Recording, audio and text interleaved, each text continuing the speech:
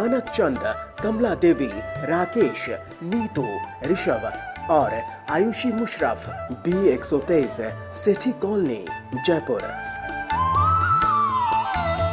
Shri Parshwanath re rolling mills limited, Durgapur 1, Vardhaman, West Bengal. Amita Jain, पत्नी अनिल कुमार जैन, संगीता जैन, पत्नी विपिन कुमार जैन। रत्नम प्रभा वाडेकर, प्रणिया शाह, रंजना कोठारे, वर्षा शाह, बारामती। श्री चंदूलाल जुबराज गांधी, फलटनकर, घाटकोपर, मुंबई एवं परिवार। अलेखा शाह, मनीष शाह, अनुपम शाह, प्रियंका शाह, सचिंत गांधी, नुपुर गांधी, श्रवंत गांधी। इंदु जैन, रंजना, विनय, सुनैना, अभिषेक, मीराबाग, नई दिल्ली। नेमचंद जैन, शशि जैन, निखिल जैन, शालिनी जैन, शरणई जैन, शांतनु जैन, निशु जैन, शास्त्री नगर, मेरठ, उत्तर प्रदेश।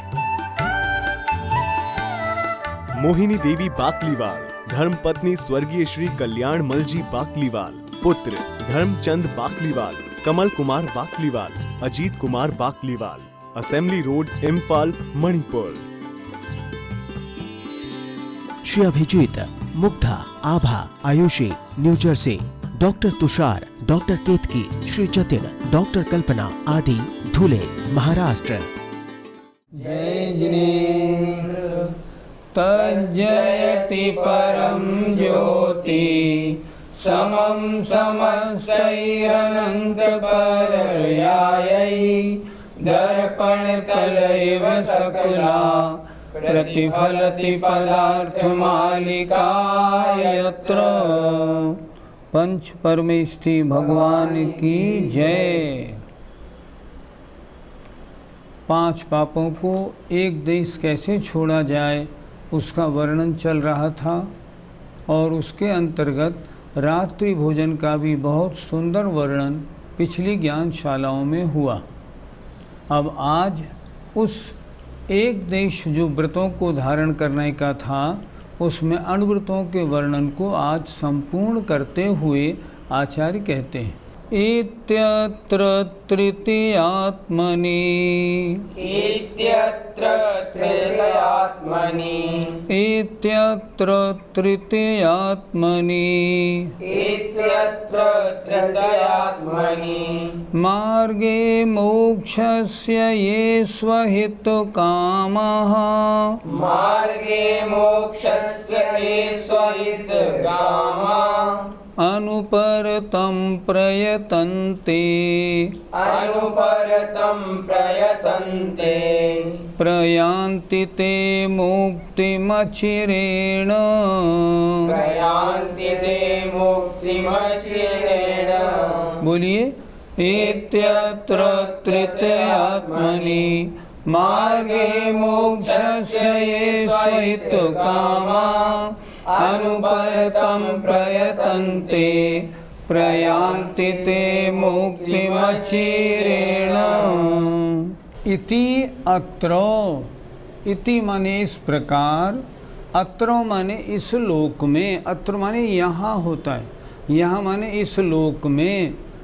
तृतीयात्मनि, 3 की एकता स्वरूप। तृतीय तीनों मिलकर 3 की एकता स्वरूप। मोक्षस्य मार्गे, मोक्ष के मार्ग में। ये माने जो जीव, स्व माने अपने, हित माने कल्याण की, कामाह इच्छा रखने वाले हैं, वे अनुपरतम प्रयतन्ते, वे अनुपरतम सर्वदा प्रयतन्ते प्रयत्न करते हैं। अर्थात जो अपने कल्याण का ही कामना रखने वाले जीव हैं, वे मोक्ष मार्ग में सम्यक दर्शन ज्ञान चारित्र रूप जो मोक्ष मार्ग है उसमें हमेशा प्रयत्न करते हैं। उससे क्या होता है? प्रयान्ति ते मुक्तिम अचरेण, उससे वे अचरेण मन शीघ्र ही मुक्ति को प्रयान्ति प्राप्त करते हैं, मुक्ति की ओर गमन करते हैं। फिर देखें जरा एक बार, ये इति अत्र, इस प्रकार इस श्लोक में, अत्र माने यहाँ, इस श्लोक में तृतीयात्मनि तीनों की एकता रूप, सम्यक दर्शन ज्ञान चारित्र स्वरूप मोक्ष के मार्ग में जो अपने हित की भावना रखते हुए अनुपर्तम माने हमेशा प्रयत्न करते हैं, सम्यक दर्शन सम्यक ज्ञान रूप होकर सम्यक चारित्र को धारण करते हैं और आगे बढ़ते हैं, वे आचरेण मन शीघ्र ही मुक्ति को गमन करते हैं, मुक्ति की ओर बढ़ते जाते हैं। अर्थात जिन जीवों ने सम्यक दर्शन सम्यक ज्ञान प्राप्त करने के बाद अपने जीवन में सम्यक चारित्र को धारण किया है, जिन 5 अणुव्रतों का पहले वर्णन हो चुका, 5 अणुव्रतों को स्वीकार किया है, वे फिर आगे बढ़ते हुए मोक्ष मार्ग की ओर बढ़ते जाते हैं। एक बार फिर देख लें, इस प्रकार अत्र माने श्लोक में 3 की एकता रूप मोक्ष के मार्ग में ये अपने हित माने कल्याण की भावना रखने वाले जीव अनुपर्तम माने हमेशा सर्वदा प्रयत्न करते हैं, वे ते माने वे आचरेण माने शीघ्र ही मुक्ति को गमन करते हैं, अर्थात मुक्ति प्राप्त कर लेते हैं। पंडित जी, मोक्ष का मार्ग क्या है? इस संबंध में जैन धर्म के सबसे ज़्यादा मशहूर ग्रंथ तत्वार्थ सूत्र का पहला सूत्र याद रखना चाहिए। सम्यक दर्शन ज्ञान चारित्राणि मोक्ष मार्ग। सम्यक दर्शन सम्यक ज्ञान और सम्यक चारित्र, इन तीनों की एकता मोक्ष मार्ग है। जिस जीव को पहले आगम का ज्ञान हुआ हो, फिर जिसने श्रद्धान बनाया हो, श्रद्धान बना के सम्यक दृष्टि बन गया हो, अर्थात सम्यक दर्शन प्राप्त कर लिया हो, तो सम्यक दर्शन और सम्यक ज्ञान हो गए। उसके बाद जिसने चारित्र को धारण कर लिया हो, उसे कहते हैं यह मोक्ष मार्गीय है। मोक्ष का मार्ग क्या है?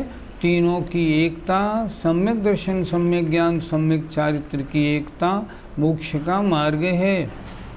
अगर कोई सम्यक दर्शन सम्यक ज्ञान धारण कर ले, प्राप्त कर ले, मोक्ष मार्गी नहीं।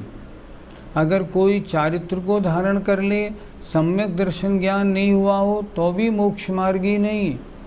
तीनों हैं तो मोक्ष का मार्ग है।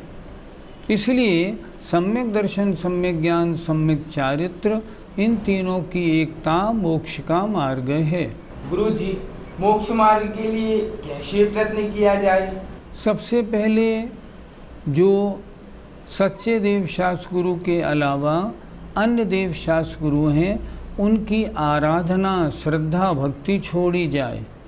सबसे पहले सच्चे देव शास्त्र गुरु जो वीतराग सर्वज्ञतोपदेशी देव शास्त्र गुरु हैं, इनको अपनी श्रद्धा का विषय बनाकर इनकी भक्ति की जाए, इनको अपना माना जाए।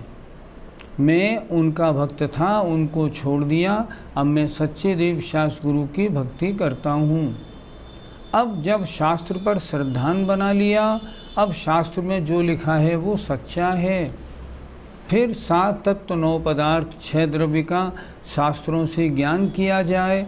ज्ञान करने के बाद जैसे इन शास्त्रों में लिखे हैं वैसे ही हैं, अन्य नहीं हैं, उसी प्रकार हैं, अन्य प्रकार नहीं हैं, ऐसा पक्का श्रद्धान बनाया जाए, तब सम्यक दर्शन और सम्यक ज्ञान होते हैं। सम्यक दर्शन होने के बाद फिर ये बात पक्की हो गई, मुझे आश्रवबंध घटाना है, संवर निर्जरा करानी है, आत्मा अशुद्ध है उसको शुद्ध बनाना है, तो मैं क्या करूं? निर्जरा की सबसे मुख्य कारण जो सम्यक चारित्र है उसको धारण करूं। फिर वो सम्यक चारित्र को धारण करे। आपने प्रश्न किया मोक्ष मार्ग में कैसे आगे बढ़ा जाए? सम्यक दर्शन सम्यक दृष्टि और सम्यक ज्ञानी होने के बाद सम्यक चारित्र को धारण किया जाए।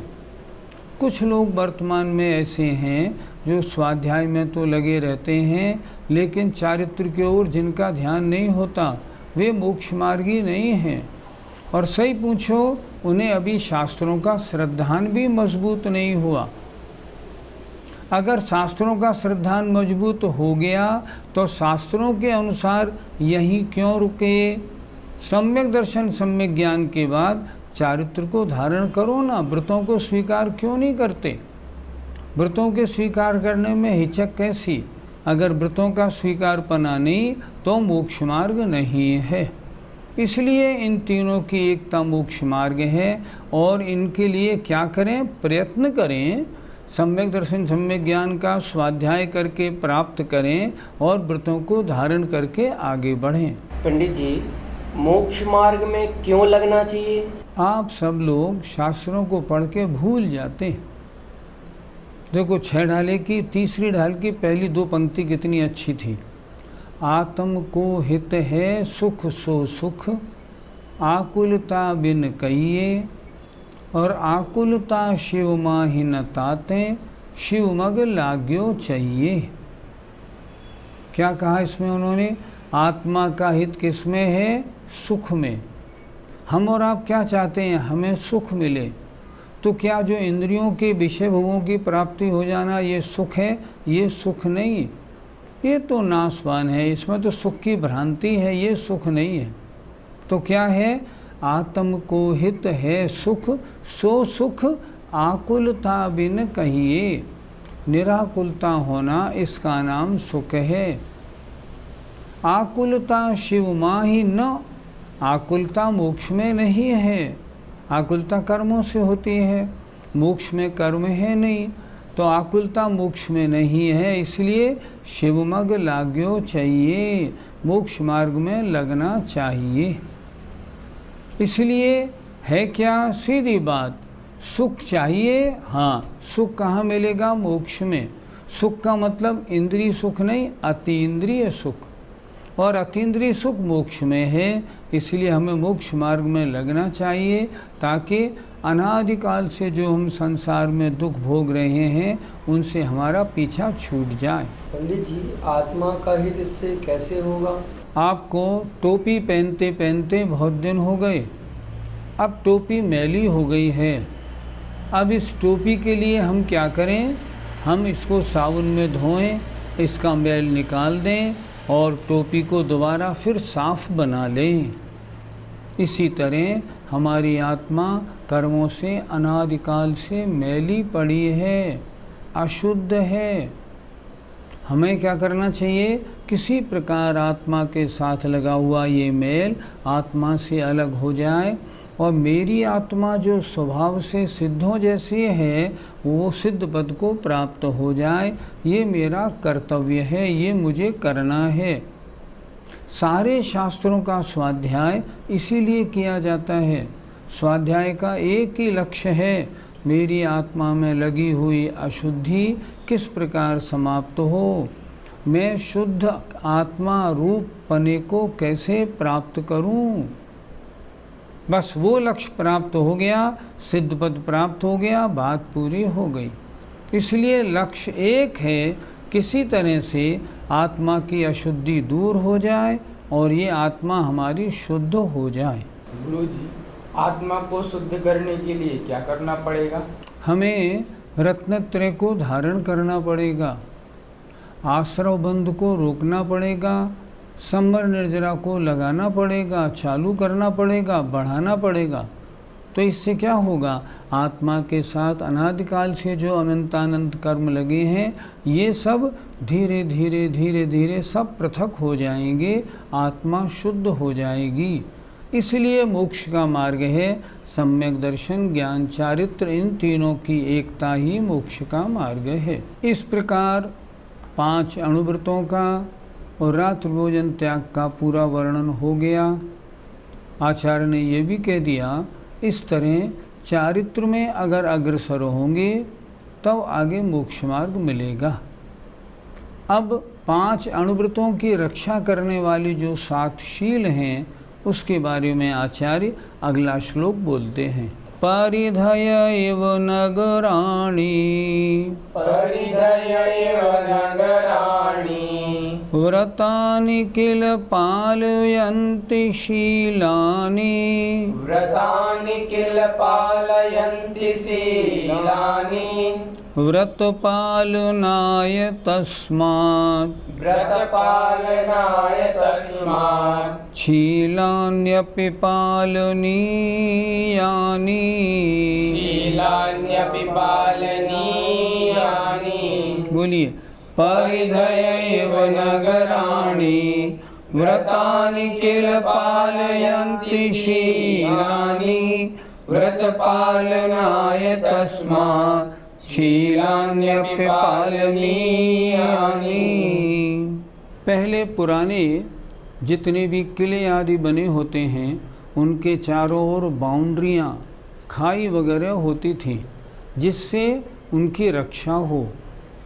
इसी बात को आधार से आचार्य यहाँ कह रहे हैं परिधय एव नगराणि, जैसे जो सीमा है, बाउंड्री है, कोट है, वो नगरों की रक्षा करती है, उसी तरह व्रतानि किल पालयन्ति शीलानि, जो 7 शील हैं, 7 शील 3 गुणव्रत और 4 शिक्षाव्रत, ये 7 शील जो हैं ये निश्चय से व्रतों का पालयन्ति माने रक्षण करते हैं, व्रतों की रक्षा करते हैं, व्रतों का पालन करते हैं।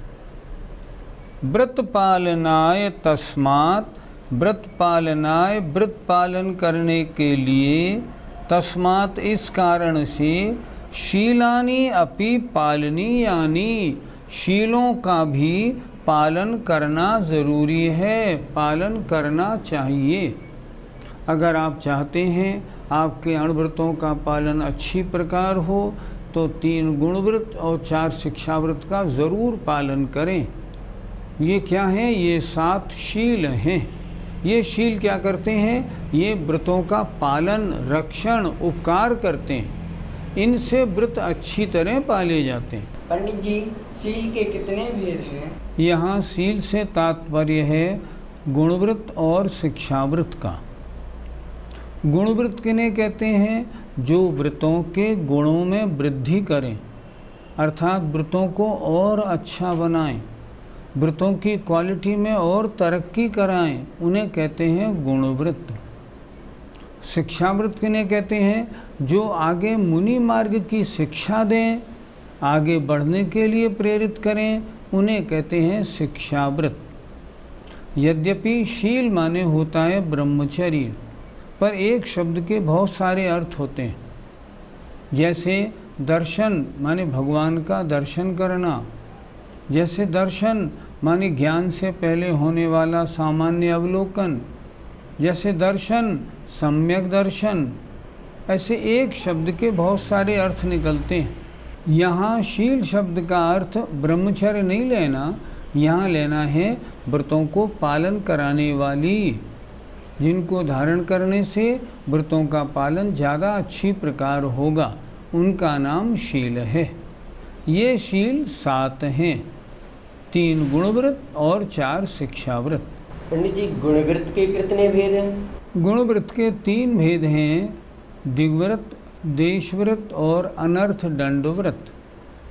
दिग्व्रत माने 10 दिशाओं में आने जाने की जीवन पर्यंत के लिए मर्यादा कर लेना। मैं इस दिशा में यहाँ तक जाऊँगा, इसके आगे नहीं जाऊँगा, इसे कहते हैं दिग्व्रत। देशव्रत, दिग्व्रत में हमने जो बड़ी मर्यादा बनाई है, उस मर्यादा के अंदर छोटी मर्यादा। क्या मतलब? दिग्व्रत में तो मर्यादा हमने जीवन पर्यंत के लिए बनाई, और देशव्रत में जो मर्यादा हम बनाएंगे थोड़े दिन के लिए बनाएंगे। मैं 7 दिन तक अपने गांव से बाहर नहीं जाऊंगा, ये हुआ देशव्रत।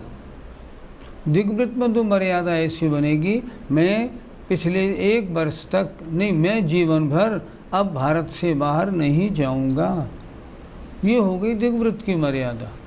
देशव्रत की मर्यादा हुई, अब मैं 10 लक्षण पर्व में राजस्थान से बाहर नहीं जाऊंगा। या अपने शहर से बाहर नहीं जाऊंगा। ये हुई देशव्रत की मर्यादा। देशव्रत कुछ समय के लिए होता है और दिग्व्रत जीवन पर्यंत के लिए होता है। तीसरा होता है अनर्थ दंड। व्यर्थ के ऐसे काम नहीं करना जिन कार्यों से अपना तो कोई मतलब बने नहीं और पाप का बंध हो ही जाए। इसलिए ये तीन जो गुणव्रत हैं, ये तीन गुणव्रत लिए हुए व्रतों के गुणों में वृद्धि कराते हैं।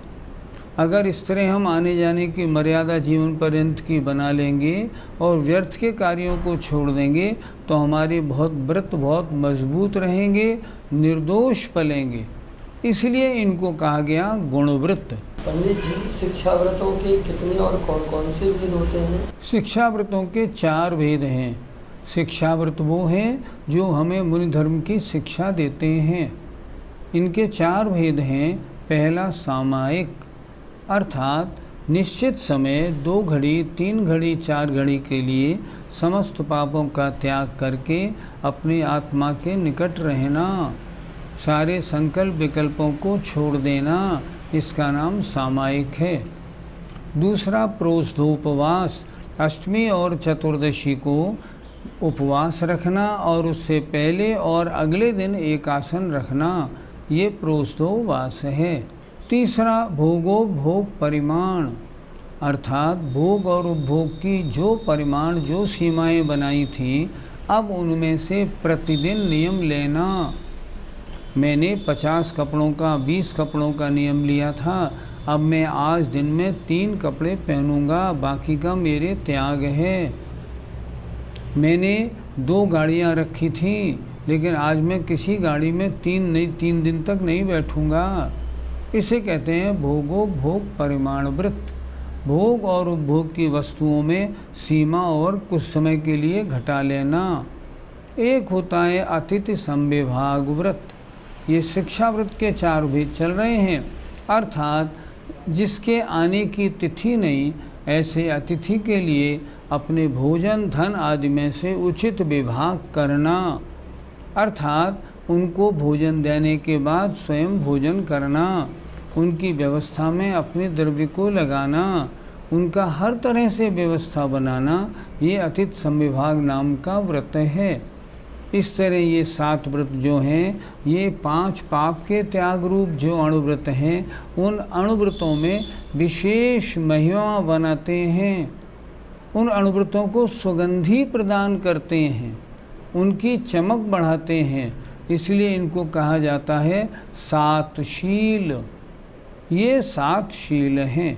गुरुजी, इन 7 शीलों के द्वारा व्रतों की रक्षा कैसे होती है? जब हम आने जाने की मर्यादा हमने हिंदुस्तान बनाया, तो हिंदुस्तान से बाहर जितना भी और विश्व है, उससे हमारा संबंध छूट गया।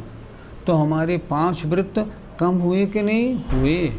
हमने देश व्रत में 1 हफ्ते के लिए केवल अपने शहर से बाहर नहीं जाने का नियम लिया तो शहर के बाहर पापों से बच गए और पाप कम हुए। इन्होंने हमारे 5 पापों के त्याग में और ज़्यादा सुगंधी महिमा प्रदान की कि नहीं की। जो व्यर्थ के कार्य हम लोग करते रहते हैं, अनर्थ दंड व्रत में उनसे छुड़वाया, हिंसा आदि कार्य बचे कि नहीं। उसी तरह सामायिक प्रोष्ठोपवास करा के हमको अपने आत्मा के निकट रहना सिखाया। अपने आत्मा के निकट रहो, इससे क्या होगा, पाप घटेगा और आत्मा के निकट रहने से परिणामों की विशुद्धि बढ़ेगी। मुनि महाराजों को दान देना सिखाया, इससे क्या होगा, महान पुण्य का बंध होगा। इस तरह ये 7 शील, ये 5 अणुव्रतों के पालन करने में बड़ी मदद करते हैं, उनको सुगंधि प्रदान करते हैं, उनको निर्दोष पालन करने में ये सहायक होते हैं। इसलिए कहा गया ये 7 शील व्रतों का पालन अर्थात रक्षण करने वाले हैं। अगर ये 7 शील नहीं पाले जाएंगे तो 5 अणुव्रतों का पालन करना संभव नहीं होगा और उनके पालन में दोष लगते रहेंगे। इसलिए इन 7 शीलों को, ये 7 शील व्रतों की कैसे रक्षा करते हैं, जैसे किसी शहर के चारों ओर बना हुआ किला उस शहर की रक्षा करता है। इसी तरह ये सातशील व्रतों की रक्षा करते हैं, इनका भी पालन करना परम आवश्यक है। जय जिनेंद्र। मानक चंद, कमला देवी, राकेश, नीतू, ऋषभ और Ayushi Musharraf, B123, Sethi colony, Jaipur. Shri Parshwanath re rolling mills limited, Durgapur 1, Vardhaman, West Bengal. Amita Jain, पत्नी अनिल कुमार जैन, संगीता जैन, पत्नी विपिन कुमार जैन। रत्नम प्रभा वाडेकर, प्रणिया शाह, रंजना कोठारे, वर्षा शाह, बारामती। श्री चंदूलाल जुबराज गांधी, फलटनकर, घाटकोपर, मुंबई एवं परिवार। अलेखा शाह, मनीष शाह, अनुपम शाह, प्रियंका शाह, सचिंत गांधी, नुपुर गांधी, श्रवंत गांधी। इंदु जैन, रंजना, विनय, सुनैना, अभिषेक, मीराबाग, नई दिल्ली। नेमचंद जैन, शशि जैन, निखिल जैन, शालिनी जैन, शरणय जैन, शांतनु जैन, निशु जैन, शास्त्री नगर, मेरठ, उत्तर प्रदेश। मोहिनी देवी बाकलीवाल, धर्मपत्नी स्वर्गीय श्री कल्याण मलजी बाकलीवाल। पुत्र Dharamchand Bakliwal, Kamal Kumar Bakliwal, Ajit Kumar Bakliwal. Assembly road, Imphal, Manipur. Shri Abhijit, Mugdha, Abha, Ayushi, New Jersey. Doctor Tushar, doctor Ketki, Shri Jatin, doctor Kalpana आदि, धुले, महाराष्ट्र।